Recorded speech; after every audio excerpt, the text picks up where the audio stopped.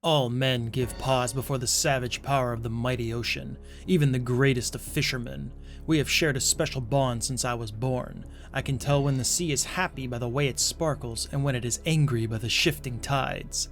Not me, Meku Tsunami said that, and unfortunately he's not in this game. However, plenty of his favorite sea monsters are, and we're going to utilize them as best we can to beat Yu-Gi-Oh! Forbidden Memories with an Aqua only deck. Out of the 722 cards in the game, there are 62 Aqua monsters and all but one are available to us. Aqua monsters can make all kinds of fusions because they have plenty of subtypes, which are groupings that go beyond their assigned typing of Aqua. As long as both fusion materials have less attack than the card they are fusing into, an Aqua can fuse with a Thunder to make Bolt Escargot, with Psychic Kappa or Kappa Avenger to make Hyasub, a Dragon to make Spike Siege and Kairushin, and Ground Attacker Bugroth to make Amphibious Bugroth. An Aqua Turtle can fuse with a Beast to make Turtle Tiger, a Spellcaster to make 30,000 Year White Turtle, a Pyro to make Giant Turtle who feeds on flames, a Rock to make Boulder Tortoise, a Winged Beast to make Turtle Bird, and a Dragon to make Sea King Dragon.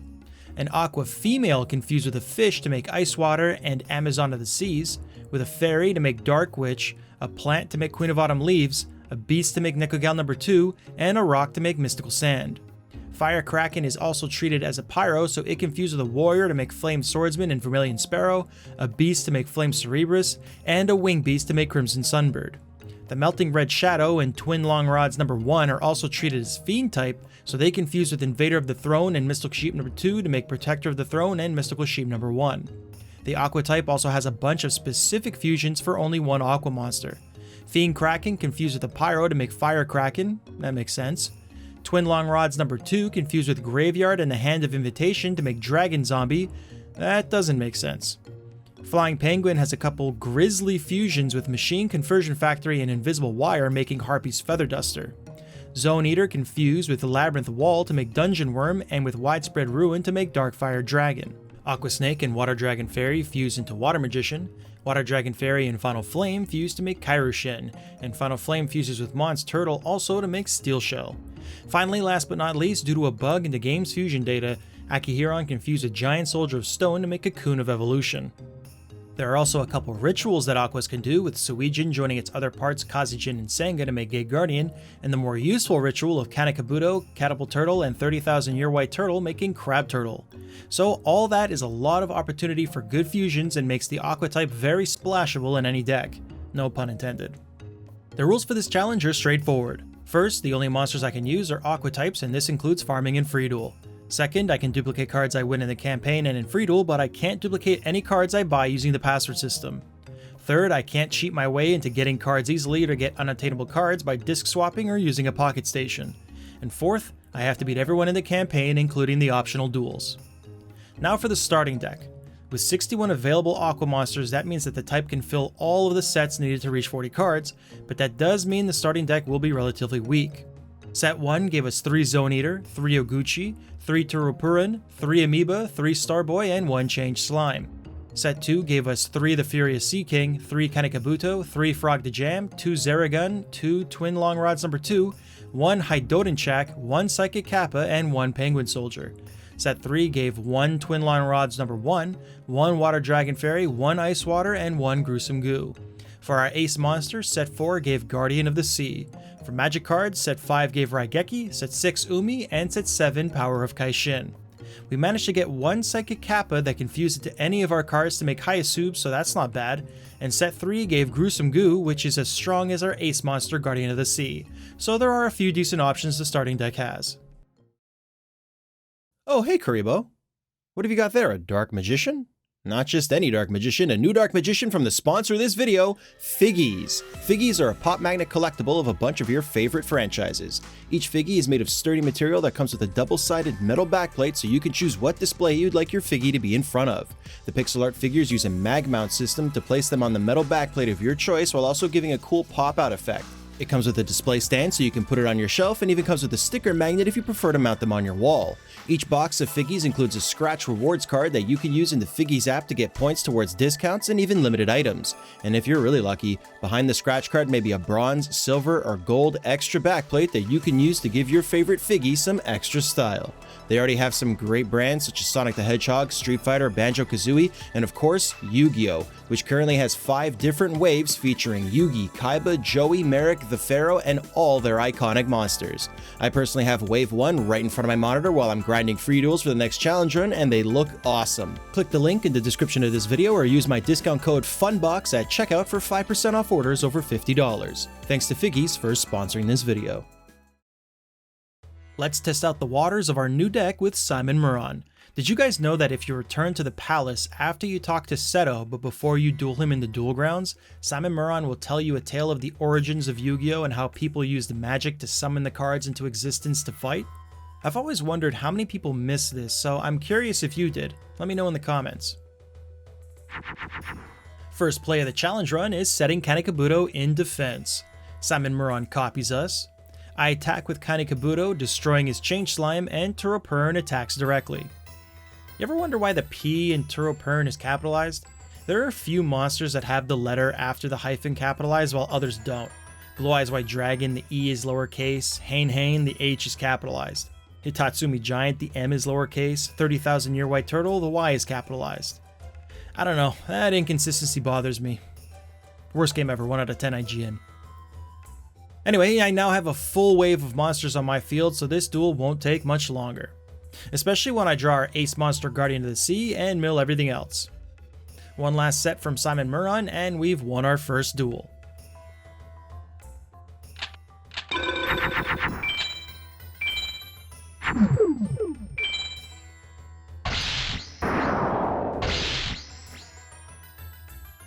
As is tradition, we head straight to the duel grounds without saving to meet up with our friend Teana. I just noticed, why were there ellipses before my name? Did she forget who I was?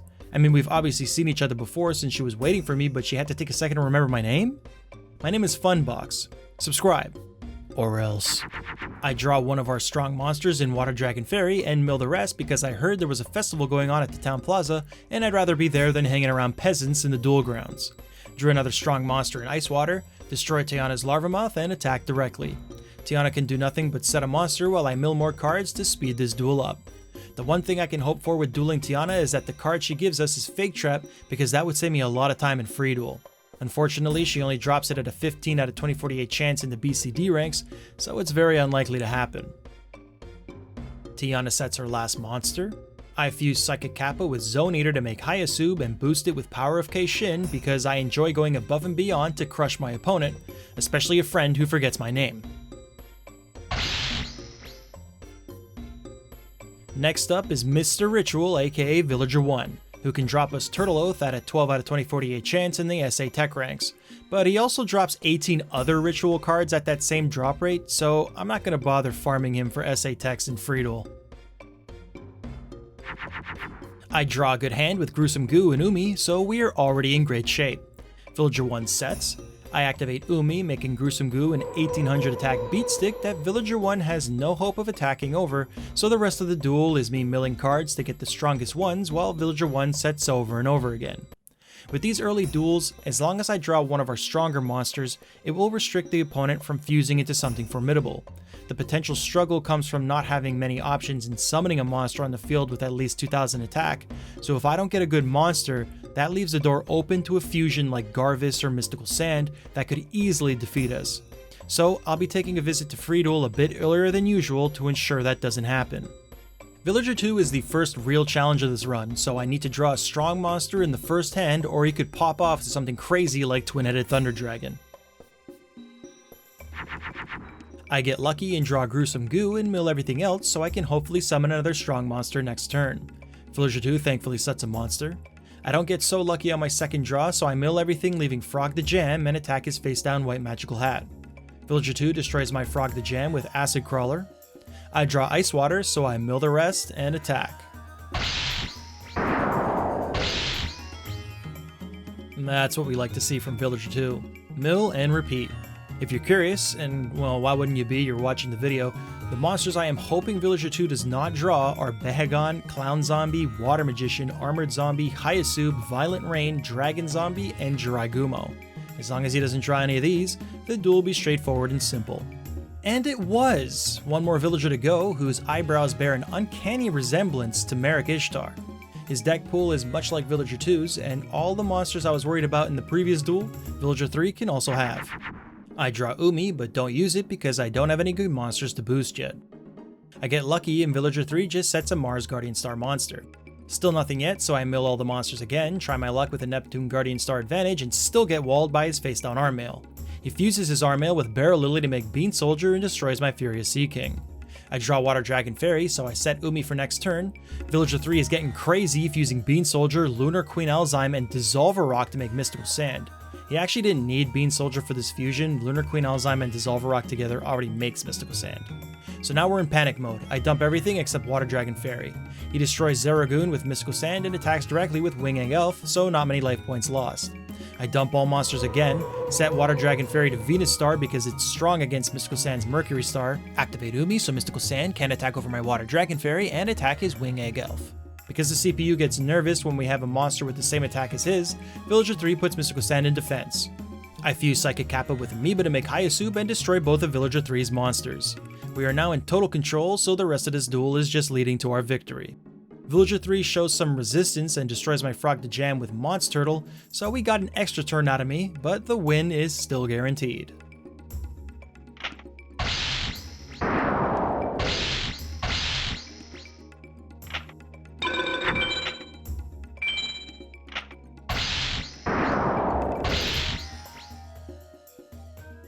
So we've successfully completed the trial phase of the challenge run, and the first potential test is the Seto duel. So after explaining to him that I have to quit out of the campaign to go duel people that I've already defeated, I head into free duel and start the grind with Villager 2, who can drop a ton of stronger Aqua monsters for our deck. Off to a quick start, getting Weather at win 2, Door Over at win 7, win 13 we get more Penguin Soldiers, win 17 we complete the Penguin Army with Penguin Knights, win 25 drops Aqua Snake so we can fuse that with Water Dragon Fairy to make Water Magician. Win 34 is the weak The Melting Red Shadow, but we can power it up. Win 36 gives another Zeragoon, win 43 we get our first turtle in Turtle Raccoon. Win 48 drops another turtle in Monster Turtle. Win 71 we get a new equip card in Axe of Despair, which boosts the Melting Red Shadow and Twin Long Rods number 1 because they are considered fiends along with their Aqua typing. And win 79 gives us 2 more Psychic Kappa. So now our deck is looking more formidable. We can fusion summon more Hyasubs and a Water Magician while boosting the Melting Red Shadow and Twin Long Rods number 1 with Axe of Despair. Let's head back into the campaign to test our new deck against Jono, whose deck is filled with weak monsters that can fuse into strong ones.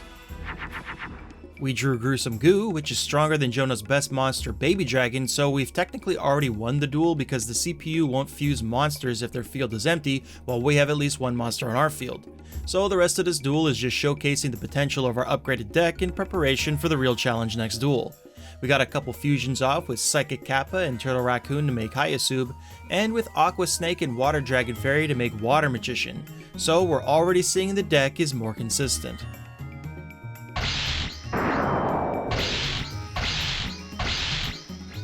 For the Seto duel, he has many threats to deal with us and can make some strong fusions as well. We can deal with his strongest monster Guy the Fierce Knight with a Hyasub fusion plus power of Heishin while Umi is on the field. However, Seto also has high chances for field magic cards to be in his deck, so the only sure way to deal with Gaia is with our one Raigeki. We managed to draw Umi as our first card, so I set it for later. Seto also sets a magic card. I dump Door Over and fuse Turtle Raccoon with Psychic Kappa to make Hyasub, activate Umi, and attack Seto directly. Seto reveals his face down card to be Forest, so now my field advantage is gone and he attacks my Hyasub with a boosted Beaver Warrior. I have to start dumping monsters. Seto fuses Key Mace with Air Marmot of Nefariousness to make Neku number 2, and I take a big 2400 hit to my life points. My only hope now is to draw Raigeki or manage to get 3 Axe of Despair to boost the Twin Long Rods number 1. Seto is not giving me any breaks and summons Lajin, the Mystical Genie, to attack me directly. I come up short and only manage to fuse a Hyasub and use its Venus Star to attack over Lajin's Mercury Star. Seto is toying with me now, changing the field to Sogen, which still boosts his Beast Warrior, so he was just accumulating style points with that play. You lose, boy! You'll need better cards than that if you wish to beat me. Okay, I can do that, no problem. I'm gonna farm Villager 1 in the BCD ranks now to get a few welcome upgrades. Win 42, I get Elf's Light to boost our female Aquas. Win 55 drops Final Flame that I can fuse with Monster Turtle to make the equip card Steel Shell. Win 67, I get Unlucky and drop House of Adhesive Tape instead of Fake Trap. And after a lot of dueling, win 125 drops Water Girl, a good attacker that gets boosted by the newly acquired Elf's Light. I didn't manage to get Kappa Avenger for more ways to fuse into Hyasub, but I think these are enough upgrades to take down Seto, so let's challenge that arrogant prick again. First draw has a Steel Shell fusion, so that's pretty good. I mill Weather and summon Gruesome Goo and attack. Seto sets a monster. I draw Turtle Raccoon, so I fuse Final Flame and Monster Turtle to make Steel Shell to boost it, then attack his Rainbow Flower? Okay, maybe he just drew poorly. Alright, another set by Seto. I draw Elf's Light, use it to boost Water Girl, and attack his Mechmole Zombie. Seto sets again. I dump all the monsters, summon Aqua Snake, and attack Seto's White Dolphin. Okay, what happened to Seto's deck? Did he lose his cards? Did Jono swap out Seto's deck for his own? I spent all that time in Free Duel, and this is what I come back to. A third-rate duelist with a fourth-rate deck.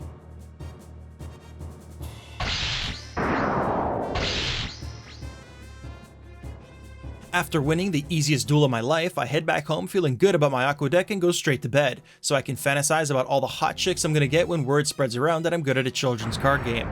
Unfortunately, I get woken up by a 6.9 magnitude earthquake and need to evacuate, so I sprint outside to find that Seto and Heishin are waiting for me. They tell me that we need to find the Millennium Puzzle before the palace crumbles because we can sell it on the black market and use the money to either upgrade our decks or waste it all at the local brothel. As I contemplate whether or not it's worth going back for brothel money, Simon Muran emerges from the dust with the Millennium Puzzle in hand, but trips over a rock, catapulting the puzzle into the air, and it smashes into pieces the same way my ankle shattered when I rolled it on someone's foot while playing basketball. Due to the puzzle shattering, and because I have a spiritual connection with the object, I think, why do I get put inside the puzzle? The way Simon Muran suddenly presents it implies I didn't even know where it was, so why would its magic seal my soul within it as well as Simon's? I think I'm playing this game too much when I start questioning a campaign I've read through so many times already I've lost count. Anyway, we've made it to the YuGiOh World Championship Tournament sponsored by Kaiba Corporation and Konami, so we can put the plot behind us for now.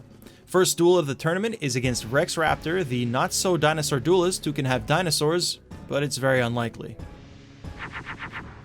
I set Umi for later. Rex Raptor fuses Abyss Flower with Eye Armor to not make a dinosaur and attacks directly. I summon Water Girl, activate Umi, and attack back.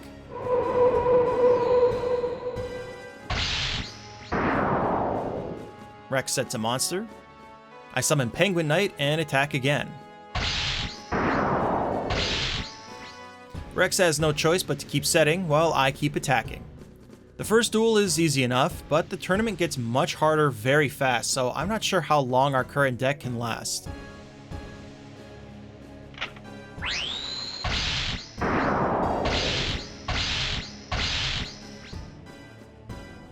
Next up is Rex's butt buddy, Weevil Underwood, which is the most literal name given to a character I can think of.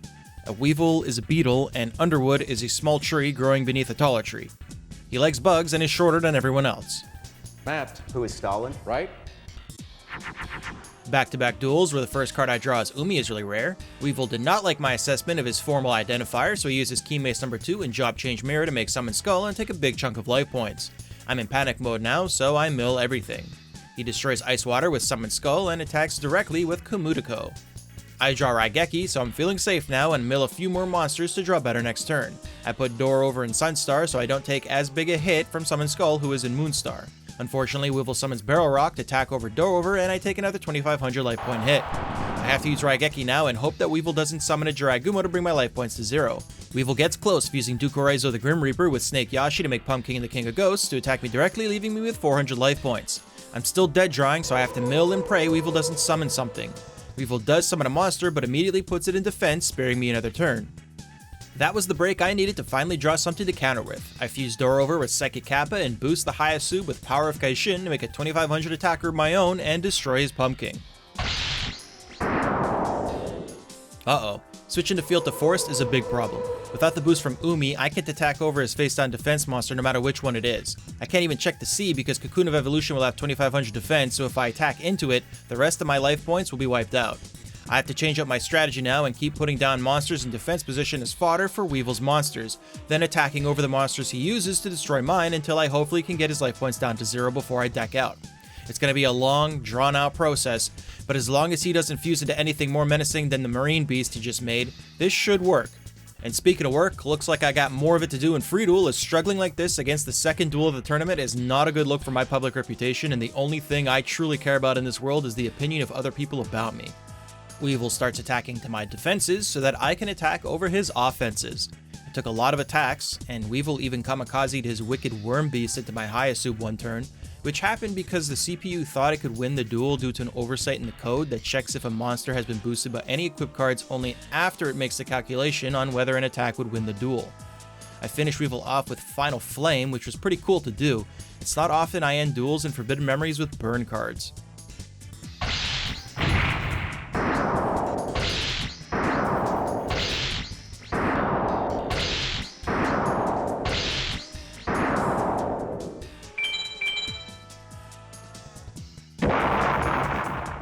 Now that we've barely scraped by Weevil, it's time to remember what Seto said to us back in Egypt. You lose, boy. Not that. Sometimes I put on makeup to feel pretty. No! You'll need better cards than that if you wish to beat me. That's the quote. So let's head back into Free Duel and beat on Villager 1 again until he gives me Fake Trap so I can farm Weevil for SA techs. It took 39 more wins for him to drop it. Because I've dueled so much in Free Duel already, I have a bunch of star chips saved up. So I bought Hyasub, Kappa Avenger, Yarukaru, Catapult Turtle, and 30,000 Year White Turtle for more offense and defense. Then I farmed Weevil for the possibility to get a few monster and back row upgrades. Win 6 dropped Invisible Wire for even more trap power, Win 9 drops Armanite, a small upgrade, and Win 32 gave Turtle Tiger. I also went back and bought Turtle Oath using the password system. I know. Rituals are by far the worst thing in this game, but Turtle Oath is one of the few that can be useful due to its materials having good defense so they can stall until the 4-card combo is ready on the field. Back to the campaign against our next opponent, Mai Valentine. That's a clever name, huh? Mai Valentine. Genius wordplay. And I'm being serious, by the way. Her Japanese name is Kujaku Mai, which translates to Peacock Dance. So it was a good move not using that as her English name because anything with cock in it is gonna suck. First turn, I set our new pretty trap card down. Mai destroys it with Harpy's Feather Duster. I fuse Psychic Kappa with Yarukaru and put Hyasub in defense. Mai sets her own monster, which is surprising. I have 3 pieces of the 4-card ritual in my hand, so I keep all of that and just set Turtle Tiger. Mai fuses her face-down Sleeping Lion with Gigatech Wolf to make Dice Armadillo and attacks my Hyasub. I draw another Turtle Tiger, so I play it and dump Monster Turtle to draw more next turn. Mai sets a trap card, which can be Bear Trap or Fake Trap, and destroys another monster. I draw Guardian of the Sea that has the Mars Star, which is strong against Dice Armadillo's Jupiter Star, and attack, revealing Mai's trap was a Fake Trap. Mai sets a magic card and puts Andrew Dice Clay in defense. I draw a Steel Shell combo, so I fuse into the equipped card and apply it to Catapult Turtle for a strong defense monster that Mai will have a very difficult time attacking over. She fuses Tyhone with Darkfire Dragon to make Crimson Sunbird and destroys my Guardian of the Sea. I draw the 4th piece to our Turtle Oath combo and 30,000 Year White Turtle, so now it's time to set the field. Mai tries to attack over my face-down Turtle Tiger, but the Neptune Star keeps it alive. I set 30,000 Year White Turtle. Mai tries to attack over it with Carbonella Warrior. Now, Kanekabuto is a really weak monster even with an Umi boost, so you have to set Turtle Oath first or you will very likely get Kanekabuto destroyed. Mai puts all our monsters in defense.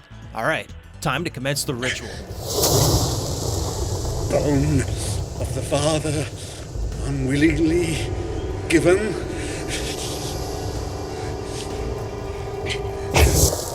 Flesh of the servant, willingly sacrificed.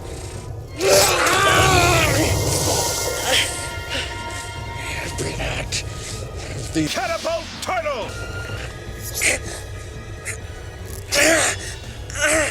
forcibly taken.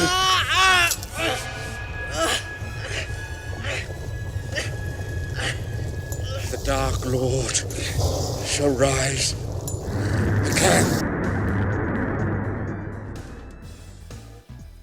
There it is, in all its glory, the strongest aqua monster in the game, Crab Turtle. Being able to pull rituals like this off now is so satisfying. Playing the game as a kid, having to duel the CPU and see them normal summon monsters like Crab Turtle always had me wondering how I could get those cards. Nowadays, it's widely known that there are a small collection of cards locked away from the player because the game was originally designed with the Sony Pocket Station in mind, a memory card peripheral that was supposed to let you fuse the cards you earned to create new ones. Unfortunately, the device never got released outside of Japan, probably due to the release of the PS2 in March of 2000. So although I did manage to beat the game when I was a kid, it always felt hollow because there were so many cards I was missing. Alright, we beat Peacock-a-Doodle-Doo and are moving on to America's bad boy, Bandit Keith. Keith likes to brute force his way through duels, so he only has 2 magic cards in his deck pool, Machine Conversion Factory and Metal Morph, which can combo with his ace monster, Zoa. I set Invisible Wire to start. Bandit Keith fuses Gigatech Wolf, Darkfire Dragon, and Mystical Ghost to make Curse of Dragon, and all that effort gets wiped out. I dump Water Dragon Fairy and fuse Ice Water with Psychic Kappa to make Hyasub and attack Keith. He sets a monster. I draw Umi and activate it, then get walled by his face-down Mystical Elf. Turns out activating Umi wasn't a good idea because he fuses Spike Sieger with the Immortal of Thunder to make Old Faithful Twin-Headed Thunder Dragon, and that ended up winning him the duel. Twin-Headed Thunder Dragon is the biggest threat to any deck that has a lot of Neptune stars and gets boosted by Umi because it benefits from both. No matter what challenge I do, I just can't get away from THTD. Starting off the rematch, dumping all my monsters. Keith sets a monster. Drawing Raigeki is good in case Keith does what he did last duel, and I set Invisible Wire in the meantime. Keith triggers my trap with 7-colored fish. Since Keith has no way to deal with back row, I set Raigeki down. Keith sets another monster. I dump Armonite and fuse Water Girl with Kappa Avenger to make, well, you know by now. I try my luck and manage to destroy his face-down Battle Ox. Keith returns the favor and attacks with Axe Raider. I fuse to make Steel Shell and equip it to Catapult Turtle for a solid defense. Keith has done it again, fusing his Axe Raider with Komori Dragon and Bolt Escargot to make THTD, destroying Catapult Turtle and my hopes of making Crab Turtle this duel. I make another Steel Shell, equip it to Turtle Tiger, and am forced to use Raigeki.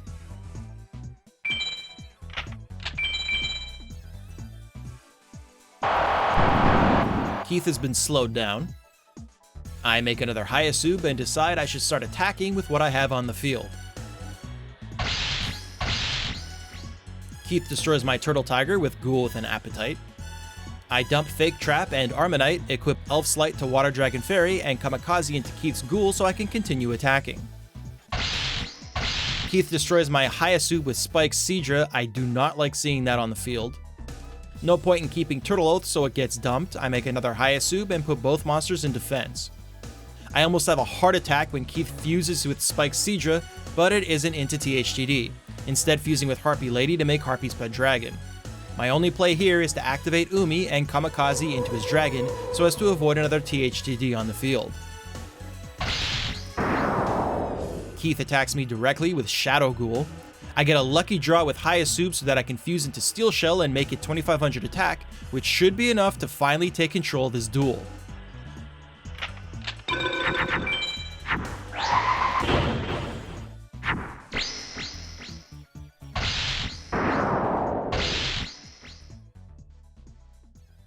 Whew, these duels are tough, but we've made it to the halfway point of the tournament. As I discuss my deck worries with Joey, Shadi comes out of nowhere and tells me I have a doppelganger that I should talk to inside my mind, and I'm just gonna stop you right there, Shadi.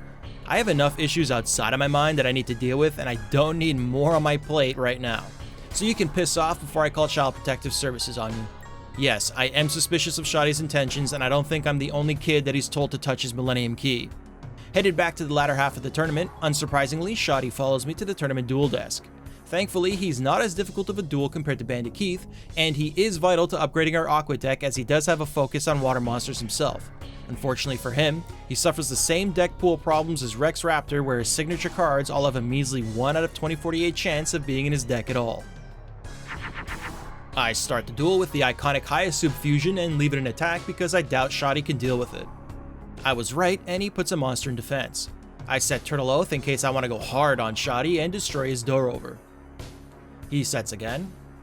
I dump a couple monsters, destroy his face down Kagemusha the Blue Flame, and attack with Hayasu. Before I said he wasn't as difficult of a duel as Bandit Keith, but really Shadi isn't a difficult duel at all because his strongest monsters are all locked away behind that 1 out of 2048 chance. So 99% of the time, if you play a monster with just 1,000 attack, you'll be able to win. I think he was made easy on purpose so you wouldn't have to sit through the long cutscene that happens with him just before the duel, but if the developers had that in mind, they should have just made it so you could press start to skip it entirely. Now that we have defeated Shadi, I can go back to Free Duel and make some very needed upgrades on our deck for the rest of the tournament. The first win drops Fiend Kraken, a great start to the grind. Win 8 drops Umi, so now we can more consistently get our field boost. Win 24 drops Steel Shell to boost our turtles. And win 36 drops Power of Heishin to boost all of our Aqua monsters. I also bought Flying Penguin for 70 star chips as it can fuse with Final Flame to make Harpy's Feather Duster.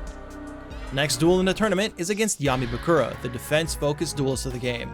If he plays either of his walls, it's going to be a long duel. I start by setting Yadu Karu. Bakura goes on the offensive, using Crawling Dragon number 2, Machine Attacker, and Mai Valentine to make Crimson Sunbird, but just can't help himself and puts it in defense. I set 30,000 Year White Turtle to stop a potential attack from Crimson Sunbird. Bakura sets a magic card and destroys Yadu Karu. I set Invisible Wire. Bakura sets both of his monsters in defense. I draw and activate Umi to hopefully start going on the offensive soon. Bakura sets another monster. I set Turtle Tiger, which effectively walls Bakura's attack in Crimson Sunbird, and Invisible Wire destroys his Gemini Elf. To not break the record for slowest duel ever played, I start dumping monsters to pick things up. Bakura destroys my Fiend Kraken with Dark Elf. I set an Umi down because Bakura can change the field to his advantage with Yami. Dark Elf gets walled by 30,000 Year White Turtle. I don't have anything to play yet, so I set another Umi, and this is why I don't start these challenge runs already having good cards in my deck. I want to see if an archetype can fight through the hurdles of this game, not just beat it. If I start the game with a bunch of strong monsters and magic cards, I can't in good conscience call it a challenge. I want to show you the struggles I go through when completing these challenges because everyone's experience with this game is struggle. Playing this game as a kid was a grueling struggle. Not knowing what duelists dropped which cards was a frustrating struggle. So when I have turns during a duel where I can't do anything to progress and all I can do is say set an Umi field card down and end my turn, I'm happy the authenticity of playing this game is still intact, and I hope you watching are happy about it as well. Now, I'm still waiting to turn the tides in my favor this duel. Bakura has a full field of monsters and every so often he fuses into better ones. Since he loves defense, he'll go multiple turns without attacking a single monster of mine, which gives me more time to draw my deck until I can actually deal with him.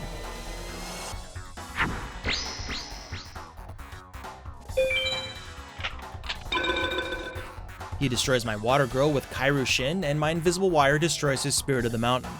Bet you haven't seen this fusion before. Mons Turtle and Psychic Kappa make Hayasu. I boost it with a face-down Steel Shell and attack Bakura's Kairu Shin. And after getting walled by a Queen Bird, 30,000 Year White Turtle cleans up. Bakura sets another monster. I draw and set Turtle Oath in case I draw into Catapult Turtle and destroys Queen Bird and Mabarrel.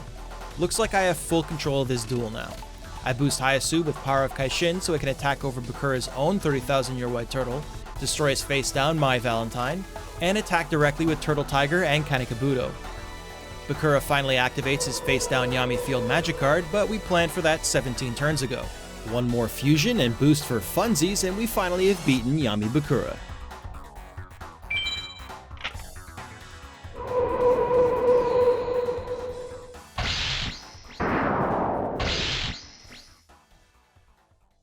The next duel won't take so long because Maximillion Pegasus lets you know if you're going to win or lose very quickly. Being able to see your face down cards grants him a much higher level of aggression. He has very good magic cards to abuse us with, and if he's feeling extra mean, he can summon Meteor Black Dragon on turn 1 6.5% of the time. I start things off setting Power of Kaishin. Pegasus doesn't like that I have an equip card down, so he brushes it away. I dump Guardian of the Sea and make a Hyasub to attack directly. Pegasus responds with Bakuri Funbox. I need to start dumping cards so I can draw something to deal with Bakuri. Pegasus sets a trap card and attacks. Mons Turtle hit the jackpot and becomes the strongest it has ever been to attack over Bakuri Box. Since Pegasus' trap card didn't activate, that means it is Invisible Wire. He sets a monster. I set Turtle Oath and destroy his face down Crow Goblin. He sets again. I activate Umi so I can start attacking Pegasus' life points with other monsters and destroy another Crow Goblin. Pegasus' only hope at this point is to draw Meteor Black Dragon. I summon Hyasub, destroy his Toon Alligator, and trigger his Invisible Wire. Next turn I'll be able to do some damage. I dump my entire hand, make another Hyasub, destroy his Wicked Worm Beast, and do 2000 damage. Pegasus has nothing left. Well, actually, I'm pretty sure he has at least one Raigeki, but he won't activate it because his field is empty. A couple more turns, and we'll have defeated the creator of Duel Monsters.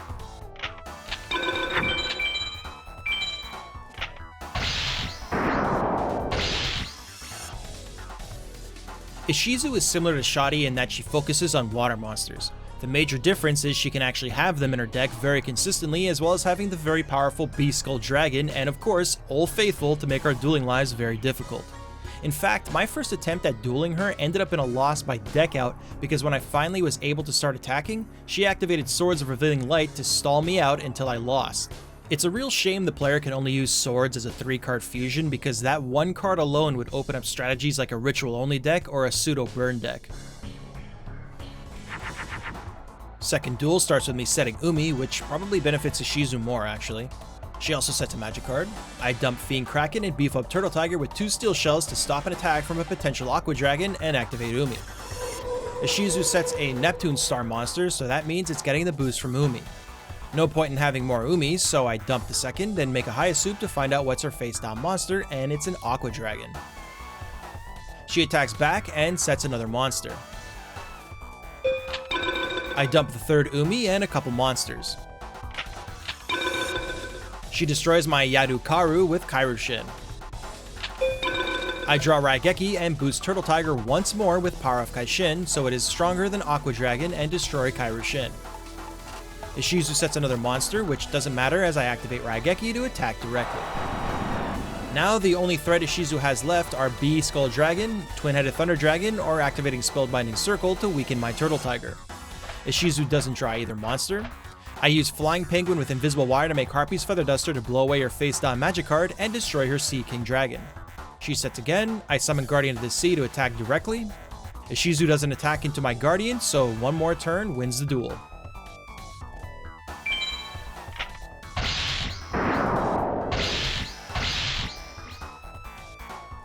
We've made it to the finals against Kaiba, who has an incredible lineup of magic cards and of course Blue Eyes White Dragon at a 27% chance of playing it on turn 1. But if he doesn't immediately get a Blue Eyes, his deck is rather weak compared to what is expected of a finals duel.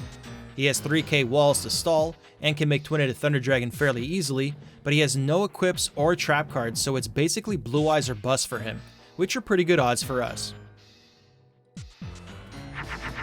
I start by setting Power of Kaishin. Kaiba sets a monster when I have an open field, which means it is definitely a 3k wall. I set another equip card for later. Kaiba attacks directly with only a Parrot Dragon. I dump monsters and play Hyasub, boost it twice, and destroy Parrot Dragon.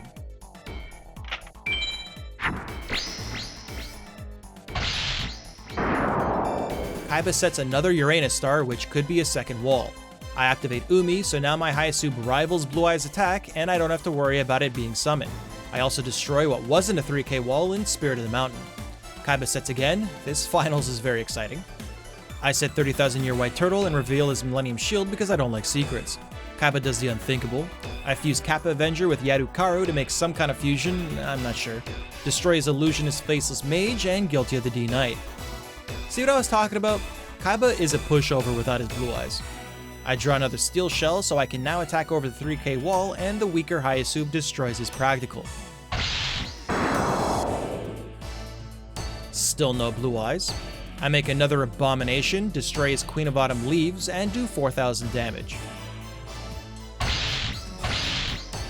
Kaiba shows some life, summoning Man-Eating Black Shark to destroy one of my weaker Hyasubs, but too little too late. He drew his last pathetic card, and I end the duel. Kaiba graciously gifts an Acid Trap Hole at a D power rank, which is a very nice upgrade from Invisible Wire. A parting gift of sorts because we are done with the modern times and are heading back to Metropolis to get a gander at the excellent policies the new government has implemented to make everyone's lives better.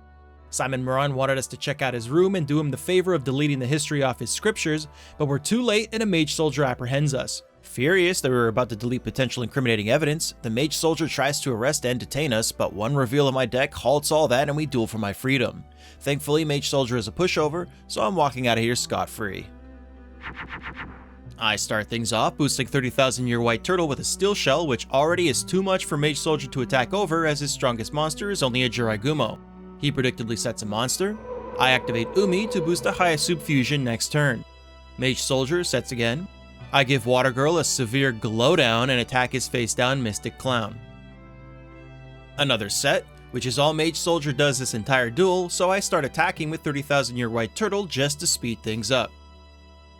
But don't be fooled, even though we can easily take out this mage, the actual Shrine Mages would destroy our current deck, so I'm going to need to make some serious upgrades before I take them on. Avoiding arrest is something to celebrate, so I check to see if my friends are still alive. Jono invites me to the secret dungeons where the citizenry can do whatever they like while escaping government surveillance, so most likely perverse activities go on down here. Thankfully, Jono does not ask me to partake and instead just offers a duel. His strongest monster is his iconic Red Eyes Black Dragon, but his deck pool is pretty nonsensical as he has a high chance to have every field magic card when really only Mountain and Sogen benefits his monsters. I start by setting Raigeki. Jono starts the duel at his best. I set 30k Turtle and Raigeki Jono's ace monster. Jono's other ace monster gets walled. Not a very offensive-oriented hand, so I just set an Invisible Wire. Jono fuses his Flame Swordsman with Wolf to make Flame Cerebrus, still not enough to attack over my Turtle Wall. I set another trap. Jono sets again.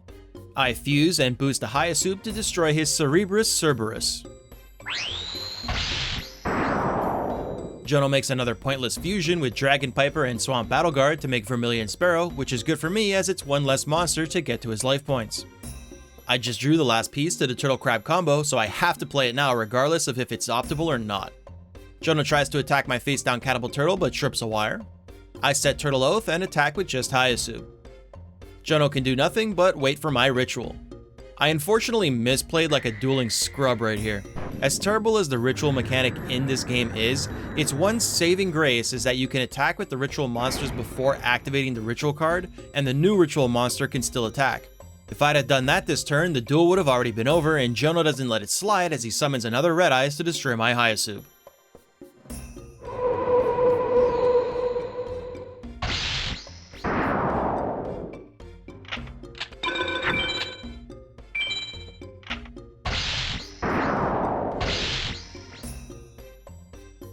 One friend down, one to go. Teana is easier than Jono as her strongest monsters are only 1800 attack, but she does have stop defense to ruin a potential ritual play. The duel starts with Turtle Tiger getting some love. Teana sets a monster. I dump Kanekabuto and boost Water Girl with Power of Heishin, but get walled by Teana's Spirit of the Harp. Teana sets what could be another 2000 defense fairy. I set 30k Turtle and find out her second monster is just a winged egg of new life. Teana fights back with Orion the Battle King. I really gotta train myself to stop setting traps against weaker opponents. If all Teana is gonna do is set monsters, why am I wasting a turn with trap cards? At least it wasn't a total waste, as I dump one Water Girl to put another in defense mode, and Teana tries to destroy it with Doma the Angle of Silence. Umi gets drawn, so I can finally attack over what felt like a 3000 defense wall and do some life point damage. Teana sets her last monster. I use Final Flame to burn one turtle alive and use its shell to boost another to end the duel.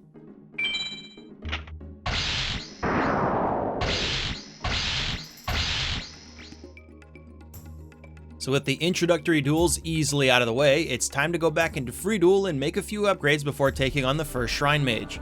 Ishizu has plenty of upgrades for our Aqua deck, but we only need a few to be strong enough for our first Shrine. Win 7 gives us Water Magician. The next win drops Behegon. And win 32 drops the best trap in the game, Widespread Ruin. I think these upgrades are enough to go back into the campaign and beat the Ocean Mage in a duel, which I am taking on first for the sole purpose of what he can drop for our deck in free duel. Almost all the monsters in Ocean Mage's deck pool get boosted by Umi, with the strongest being Roaring Ocean Snake and Man-Eating Black Shark. But the real threat is the few cards he has that can fuse into Twin-Headed Thunder Dragon, whose Pluto Guardian Star is strong against the common Neptune Star of our Aqua monsters. Since I don't need Umi, that gets dumped and I fuse into this Stoner to start things off, making sure not to pick the Neptune Guardian Star. Ocean Mage sets a Uranus Star monster, which can only be Boulder Tortoise. I have a lot of trap cards, so let's set a couple. See? Told you. Danny Ocean triggers Acid Trap Hole with his ace monster, Roaring Ocean Snake. I set another one. Ocean's 11 sets another monster. Time to set Widespread Ruin just in case a THTD comes out. Well, speak of the Red Dick Devil. It's a trap setting party. I think Daniel Ocean isn't falling for it anymore. But the trick is to never change tactics. I'm prepared to set every card in my deck if I have to. Ocean's 12 starts playing my game by setting a magic card. Okay, let's go on the offensive. Make a turtle soup at 375 degrees and feed it to Stoner Soup, then destroy 2 face-down Emperors of the Land and Sea. Ocean's 13 sets again. I boost the stronger Hyos Salvia so I can finally attack over Boulder Tortoise, but I get walled by another turtle. Ocean's 8 fuses into another THTD, which immediately gets blown up. I'm formulating a Stoner army to speed this duel up since I've run out of Ocean movies. One last effort from Kevin Costner in Waterworld gets stopped by another trap, and that's the duel.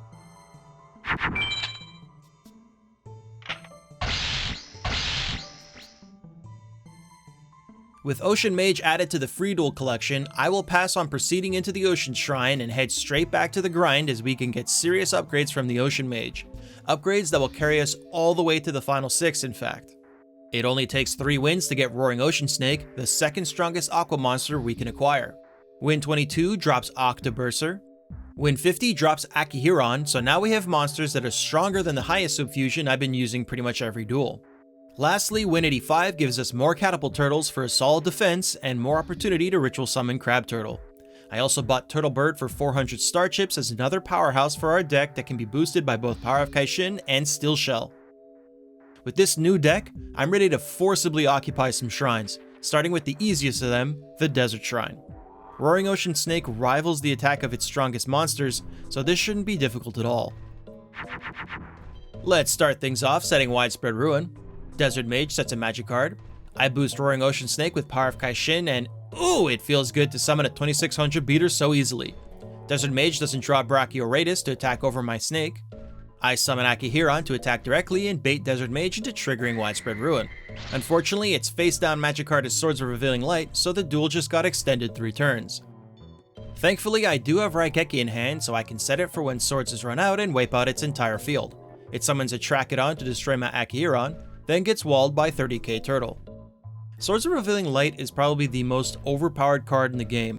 There is no counterplay to it. You can't destroy it or play around it. You just have to deal with not being able to attack for 3 turns. If the player could get 3 copies of Swords, this game would most likely be a complete cakewalk, so I'm actually glad we can't get it. A rare positive to not have Pocket Station support outside of Japan. High Mage Martis is not that different from his minion in terms of raw strength. Also, he doesn't have Swords of Revealing Light to stall, so this duel may actually take less turns. Let's start by changing the field advantage. Martis summons his strongest monster in Zoa. I set 30,000-year White Turtle to stop Zoa. Martis puts it in defense and attacks with the weaker Bakuri box. I draw a Power of Heishin, so the duel is already over. 3100 attack is too much for this High Mage. A High Mage defending a Millennium item with a deck that Jono could probably beat is not a very smart move by Heishin. Actually, why are the Millennium items split into shrines? Simon Muran tells us Heishin has placed each item in temples located at each conquered area to protect his holdings. But what does that mean? Are they somehow creating a magical border that prevents illegal immigrants from coming in? Is it like a fence that has a sign reading private property, trespassers will be shot? I think perhaps Heishin's business model needs some restructuring. Well, anyway, we beat Martis and claimed the Millennium Scales, so I can weight card packs and pinpoint which ones have hollows in them. Next up, we head back to the Ocean Shrine to take on High Mage Secmeton, who has the deck pool to show us what an Aqua deck could do at full power. His strongest monsters are Crab Turtle and Suijin, a decent attack higher than our Roaring Ocean Snake. but his deck can also have other monsters like 3k walls and spellcasters, so he isn't a consistently hard duel. Start things off setting a trap hole to take out a big threat. Secmeton fuses Aqua Dragon with Thunder Dragon to make THTD, which attacks over my trap, so that's not good. I have to start dumping cards so I can hopefully respond quickly. Secmeton uses Harpy's Feather Duster to destroy my Acid Trap hole, which is okay because it means my life points are safe. I managed to draw enough to defend against Secmeton's THTD, making sure to not pick Catapult Turtle's Neptune Star. Secmeton sets a monster and puts his twin-headed in defense. I set Widespread Ruin in case the High Mage plays any surprises, such as setting a Dragon Treasure on the field and immediately using it to boost his twin-headed Thunder Dragon to try and attack over my Catapult Turtle. Now that the big threat has been dealt with, I don't need to dump cards in desperation, but I do get walled by a Labyrinth Wall, so I'm gonna need to draw an equip card. Secmeton is toying with me, playing his strongest monster Crab Turtle. Time to dump again. Another decently strong monster destroys Turtle Tiger. I draw 2 Widespread Ruins, so 2 more threats can be destroyed. Secmeton puts all his monsters in defense. I set the second Widespread so I can bait an attack and deal with 2 monsters at once. I boost 30k Turtle with Power of Heishin for a potential Ritual Summon. I dead draw so I dump the monsters except Kanikabuto. Secmeton is having fun, needlessly fusing Boulder Tortoise with Crawling Dragon to make Kairyushin, and then fusing with Kanamari Attack to make another THTD, which triggers 1 trap. A Man-Eating Black Shark triggers the other, and Aqua Dragon destroys my weaker Catapult Turtle. I draw another Snake and Kaishin so I can go back on the offense, attacking Aqua Dragon. The High Mage sets a monster. I draw Turtle Oath, so next turn we'll get to bring out our own Crab Turtle. Seems Secmeton has run out of steam. I summon Kanikabuto, destroy Labyrinth Wall with Roaring Ocean Snake, destroy a face-down Aquamador with Catapult Turtle, destroy a face-down Kazijin with 30k Turtle, attack directly with Kanikabuto, and then finally activate Turtle Oath to Ritual Summon Crab Turtle and attack directly with it as well. This turn really showed the possibilities of Ritual Summoning to the fullest. One more set from Secmeton, and we've taken down our second shrine.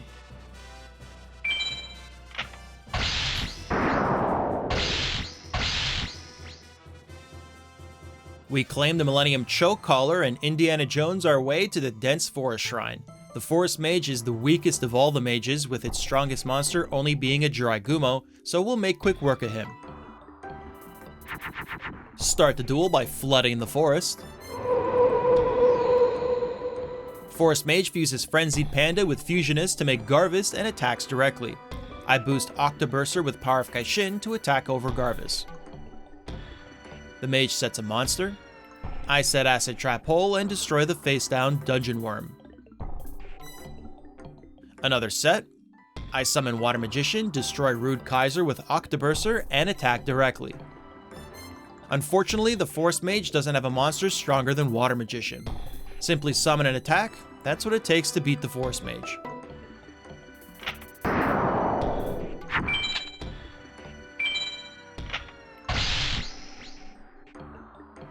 Alright, time for High Mage Anubisius to prove he is not easy prey. Anubisius has a 69% chance to summon 3 powerful monsters on turn 1, while also having a plethora of equip cards to boost his monsters. Unfortunately, he has never actually demonstrated how strong he can be in a challenge run so far, and at this point, I'm really starting to root for this Momo5 motherfucker. Call me Noah, cause the flood is here. Anubisius sets a magic card. A 5 monster hand is not great against the High Mage, so I dump them all and put 30k Turtle in defense. Anubisius can't attack over it. 3 equips is a great draw, just waiting on a stronger monster to play them on. Anubisius destroys Akihiron with, are you serious? Millennium Golem. It doesn't even get a boost from Forest, why do you have that? No monsters yet, so I set an Acid Trap Hole. The High Mage boosts a Nekugal number 2 with the face down Beast Fangs, which is still not strong enough to attack over 30k. Alright, finally drew a Roaring Ocean Snake, boost it once, and set it to Mars Star so it gets a boost from the Neptune Star that most of Anubisius' monsters have. Unfortunately for the High Mage, because of the Mars Star on Roaring Ocean Snake, even a perfectly ultimate Great Moth can't attack over it. One of these challenge runs, Anubisius is going to give us hell, and that'll be the day I smile. He can't even attack over 30,000 Year White Turtle. This is more embarrassing than the Desert Shrine. For our lack of troubles, we claim the Millennium Key. It's okay to have this, it'll be a few thousand years before Shadi defiles it. Now it's time to duel my arch nemesis, the Mountain Mage. Yes, I hold on to grudges, yes, I am petty, and yes, this guy will never simply fade out of existence in a challenge run ever again. The only major threat he poses is his easy access to fuse Twin-Headed Thunder Dragon, which gets a boost from both Mountain and Umi fields. We start the duel with the gentleman's back and forth. I may hate the Mountain Mage's guts, but I still respect my opponent. I set Widespread Ruin to stop a THTD attack, which is exactly what happens. I set Raigeki as I don't have any equip cards yet. He makes another THTD for a beefy 3300 life point hit. I'm forced to start dumping monsters. He summons B-Dragon Jungle King to destroy 30k, and I take another huge hit to my life points. I'm in desperation mode now, dump a few cards, activate Raigeki, and attack directly. Mountain Mage still has decently strong monsters to destroy my Roaring Ocean Snake. I get 2 equips to boost Turtle Bird to 2900, so this should be enough to deter any more attacks. Mountain Mage sets a monster. I activate Umi again, so now Turtle Bird has 100 more attack than THTD. Another set from the Mountain Mage. Now that I have 2 boosted monsters on an Umi field, the duel is over and I have some time to craft what I'm going to do to the Mage.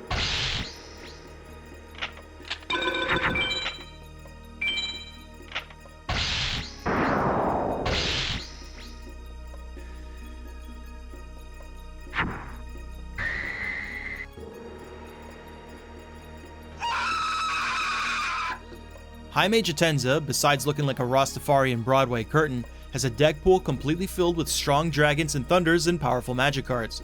This is a High Mage I would trust with a Millennium item. A ton of boosting cards on the opening hand isn't bad as long as I draw a monster next turn. Atenza fuses his weaker monsters to make THTD and attacks directly. Unfortunately, Roaring Ocean Snake can't equip Steel Shell, so I don't have enough power to attack over THTD.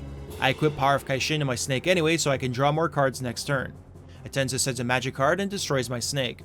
3 turns and only a single monster, but at least Widespread Ruin will take care of THTD. The High Mage attacks directly with Crimson Sunbird. Turtle Tiger again getting lots of love. 3500 attack is only rivaled by Atenza's 1 out of 2048 chance to have Meteor Black Dragon, so we've taken solid control of this duel unless Atenza's face down magic card is Shadow Spell. Atenza sets a monster. I summon Akihiron, destroy the face down Dark Elf, and attack directly. Atenza got a terrible deck build from his deck pool this duel and didn't draw a single strong dragon. Since I was expecting an open field this turn, I gamble and attack his defense monster with Akihiron, which was just a Curse of Dragon, so Turtle Tiger is free to end the duel. We acquire the Millennium Ring and have 1 more shrine to go, but my rampage through the mages has to be postponed because Teana got caught trespassing and now is detained in Millennium Jail. So, with the no help of Jono, I head to the Vast Shrine to break her out. Rather than find a way to sneak in and sneak her out, I walk through the front door like a gangster, ready to duel anyone who gets in my way. The Labyrinth Mage fittingly has Labyrinth cards, but if he gets unlucky and doesn't draw them, the rest of his deck pool is rather weak. I need a strong monster, so I dump the others. Labyrinth Mage sets a Moonstar monster, which is definitely a Wall Shadow. No strong monster yet, so I set Acid Trap Hole. He sets a trap card, which can be his own Acid Trap Hole. I set another Trigger Trap. He sets another Moonstar monster. My curiosity gets to me, and I check to see if the second monster is Wall Shadow, while also checking to see if his face down trap card is Acid Trap Hole. Labyrinth Mage sets another trap card. Turtle Tiger wants more 11, so I equip one with Steel Shell that triggers Labyrinth Mage's reverse trap, which is great to get out of the way. Lab Mage finally tries to attack with THTD. Still waiting on a monster to hold all of these Power of Kaishins. Widespread Ruin takes out his Sangha of the Thunder. I draw Roaring Ocean Snake, but I'm worried his face down trap could be another reverse trap, so I set Akihiron for now. He summons a Millennium Golem to destroy a Turtle Tiger, so I don't need to boost Roaring Ocean Snake yet, and just summon an attack to reveal his trap is just a fake trap. He destroys another Turtle Tiger and sets a monster. I use all 3 Power of Kaishins on Roaring Ocean Snake and attack Millennium Golem. Labyrinth Mage destroys my Akihiron with another Golem and sets a monster. Despite him not drawing a Gate Guardian, he's still giving me trouble, and that isn't good if I hope to beat the final 6. There is still 1 more monster I can earn to significantly boost our Aqua deck, but it will take some serious time spent in free duel to get. It's a very rare drop that comes from a very difficult duel and can only drop at the SA power ranks, so your deck already needs to be good in order to even have a chance to get it. It's not a card that someone playing the game normally would go after, but judging by this duel, I'm gonna have to.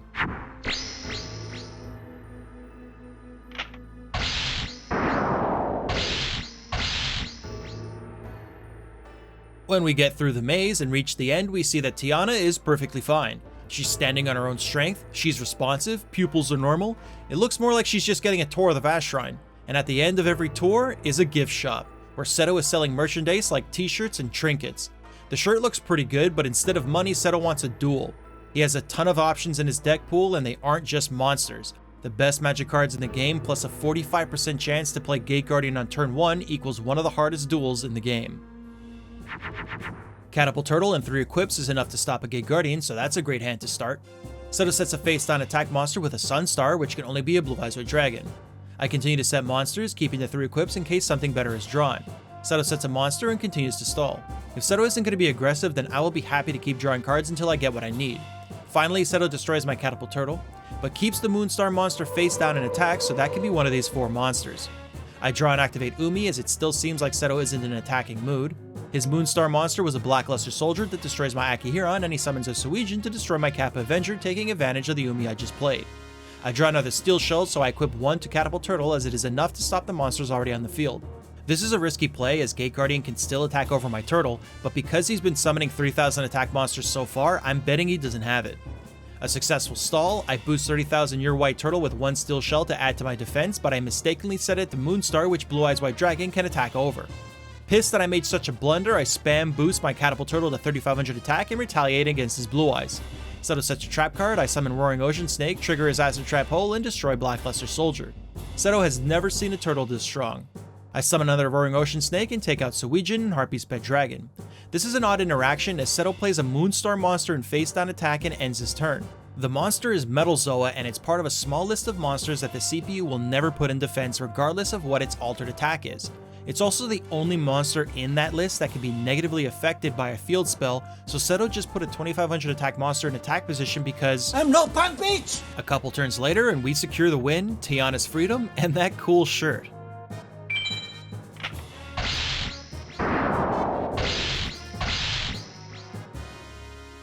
Jono and Teana asked me if I could also get them something from Seto's gift shop, but I'm not a charity and I don't believe in helping peasants. Besides, I was on a world record speed run for saving the world before those two made me forfeit, so I'm not giving them shit. Last up is the Meadow Shrine with everyone's favorite Low Mage. The only card the Meadow Mage can give for an Aqua deck is Catapult Turtle, and since we already have that, this is a rare case where Meadow Mage isn't useful. He's also not a very difficult duel aside from Millennium Shield that gets boosted by the Sogen field. We start the duel, making the Meadow Mage very uncomfortable. Low Mages hate to see fields other than their own and almost always will counter your field card, which makes my second turn so great as I'm certain that activating another Umi is pissing him off profusely. Meadow Mage summons his strongest monster to attack me directly. I summon my strongest monster to counter. The Low Mage sets a monster. I summon another Roaring Ocean Snake, and that's the duel. The Low Mage has no trap cards to be concerned about, and without his Sogen field, almost all of his monsters struggle to surpass 2,000 attack, which is ironic because of how many great monsters he can give the player in free duel.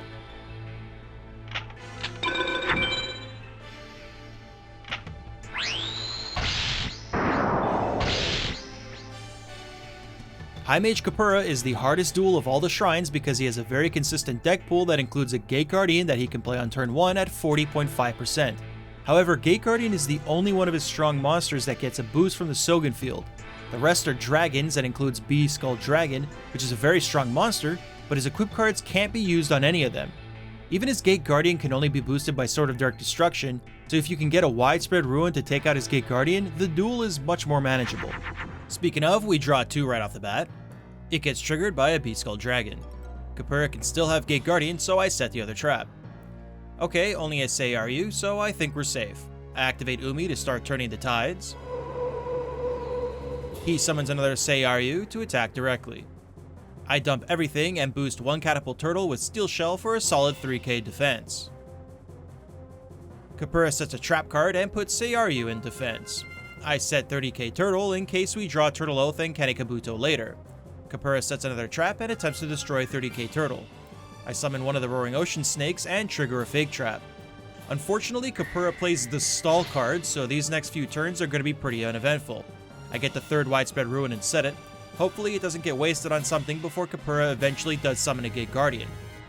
Since I drew Kanekabuto, I dump the rest of my monsters for a shot at drawing Turtle Oath. Kepura triggers our last widespread with Empress Judge and destroys Akihiron with Seiryu. I draw Turtle Oath, so we're going to be able to get our Ritual Turtle out next turn. I trigger a Fake Trap and destroy Seiryu in the meantime. Seems Kepura didn't get a Gate Guardian in his deck at all this duel. I summon Kanekabuto, attack Kepura's face-down monsters, destroying Curse of Dragon, Illusionist Faceless Mage, and Thousand Dragon. I attack directly with Kanekabuto before activating Turtle Oath to bring out Mr. Crab's Turtle and attack directly once again. I actually am surprised how many times I've been able to successfully Ritual Summon in this challenge run, and it's against difficult duels also. Since Kepura got unlucky and has no Gate Guardian, there's nothing he can do, and we've beaten the last shrine.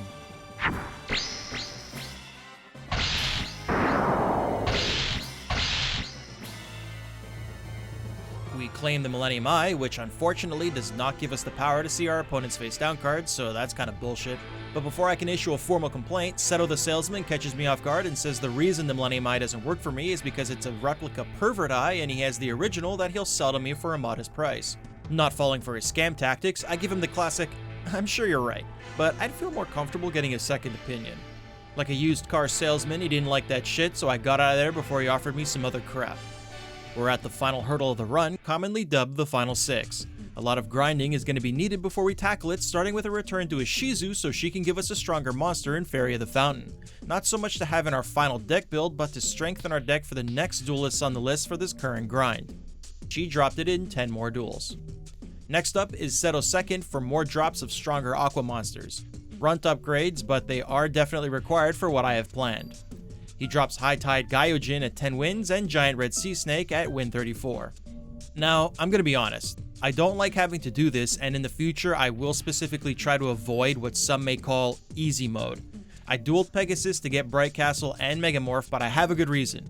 We still haven't obtained the boss monster of our Aqua deck, and in order to even have a small chance of getting it, I have to have Megamorph.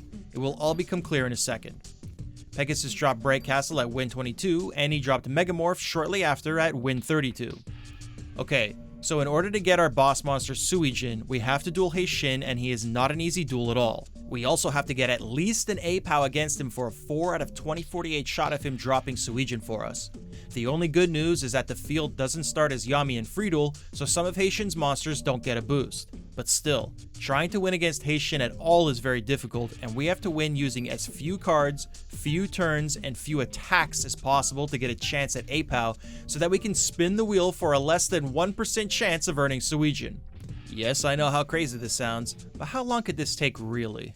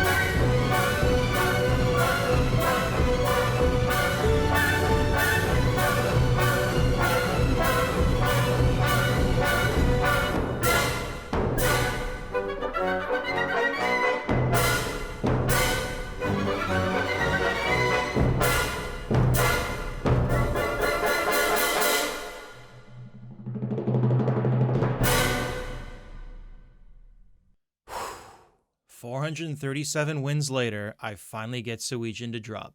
And of course, I get wind and thunder before I get water, such is my pathetic life. Just, oh man, give me a second here. Whew. Alright. On top of Suijin, Diction Heishin dropped Boulder Tortoise and Giant Turtle who feeds on flames, and I also bought Amphibious Bugroth for 230 star chips. With the grind finally complete, this is what the final Aqua deck looks like. 24 monsters, 13 magics, and 3 traps. We have very strong monsters in Suijin and Roaring Ocean Snake, and many decent monsters in Turtlebird, Amphibious Bugroth, Giant Red Sea Snake, and Akihiron. Tossed in a few turtles and kept Kanekabuto because it has brought us this far into the run, it may as well finish it with us too. 9 equip cards in Megamorph, Break Castle, and Power of Kaishin, 3 Umi, and if by some miracle I can get the ritual materials on the field, I can fuse Umi with Power of Kaishin to make Turtle Oath. Our Lone Raigeki and 3 Widespread Ruin gets us to 40 cards. After one of the most ridiculous grinds I have ever done, I'm hoping we can make the final 6 look easy as we beat over their best cards. I head back to the Vast Shrine and push my way past Seto, not at all interested in what he has to say or sell, and enter the Dark Shrine to waterboard the bodyguards of the final 6, Sebek and Neku. The green guy loves both Zoas and can fuse into THTD, but those are his only monster threats. His back row could include Shadow Spell to weaken our monsters, Acid Trap Hole to take out our 3000 attack threats, and Machine Conversion Factory to boost his Metal Zoa. One Suijin with Megamorph will pretty much win us the duel. Well, looky look, a first turn win. I'm hoping to manifest into a tsunami and wash away the final hurdles. After countless hours to grind for the correct Gate Guardian piece, I'm still mad about getting Kazijin and Sanga before Suijin. Like, be cool. I think I deserve a relaxing path to saving Egypt and the world. Sebek did summon his ace monster Metal Zoa, but 3000 attack is no longer a real problem for us. Neku is next to, and unlike Sebek, he doesn't have an ace monster with a base attack of 3000. Instead, he has a ton of monsters that get a boost from the Yami field that gets them around the 3000 attack barrier. So if I can successfully keep the field blue with Umi, Neku really has no major threats at all. I draw an Umi and activate it right away. Neku counters with his own Yami. The gentleman's back and forth and back again as I draw a second Umi. Neku attacks directly with his strongest monster, Skull Knight. I boost Giant Red Sea Snake with Power of Kaishin to attack over Skull Knight. A 2800 attack monster is already too much for Neku to deal with without Yami on the field. He also has no trap cards whatsoever, so we won't even need Roaring Ocean Snake or Suijin to clean this duel up. Neku sets his last monster, and I boost Giant Turtle who feeds on flames with a couple more equip cards to end the second duel.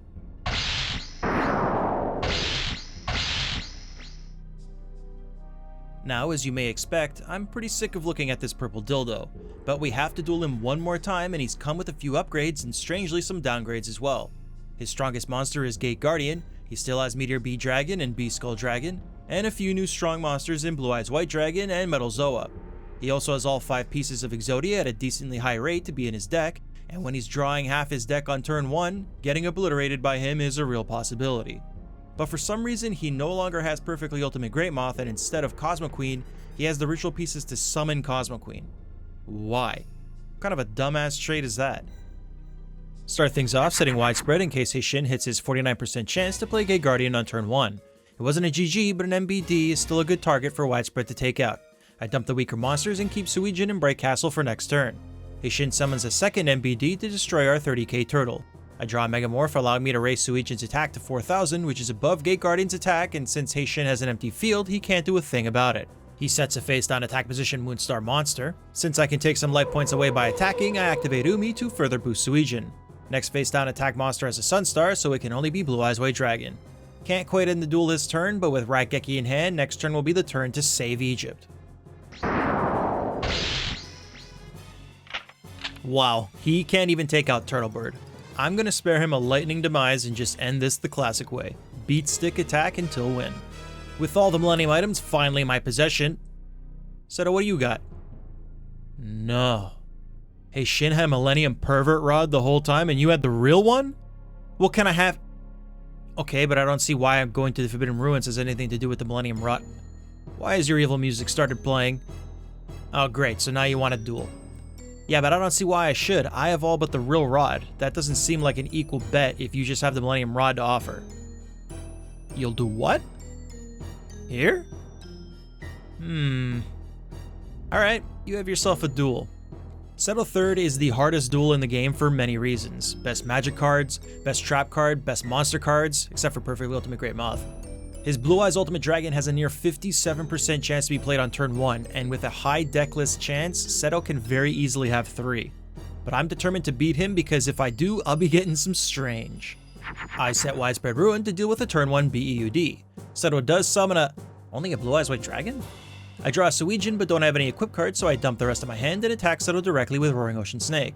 Seto destroys my snake, sets a monster in defense mode. I set another Widespread Ruin and attack Seto's face-down monster to reveal a Harpy-Spout Dragon. My Widespread Ruin he sets another monster? What is going on? This is one of the weakest decks I have ever seen Seto III get.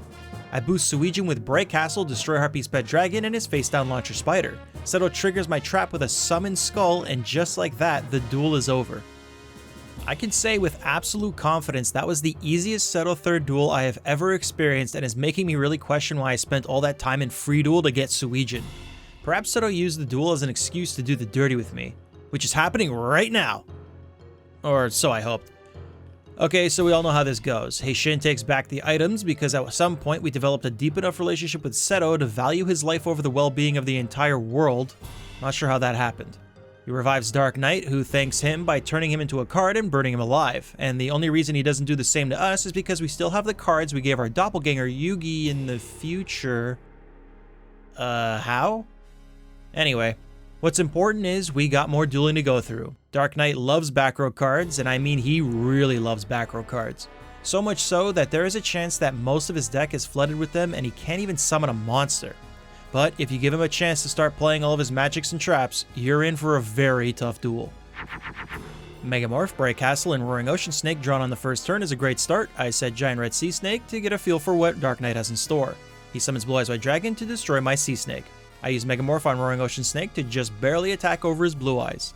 Darknite is already setting monsters.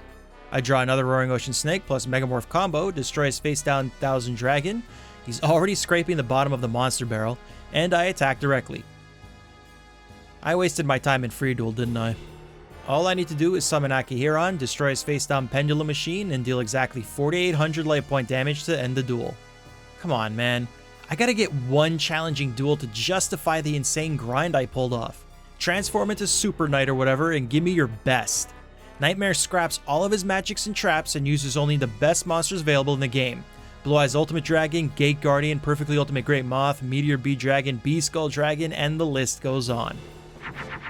I set Widespread Ruin to eliminate what I hope will be a big threat. Nitemare triggers it with Perfectly Ultimate Great Moth.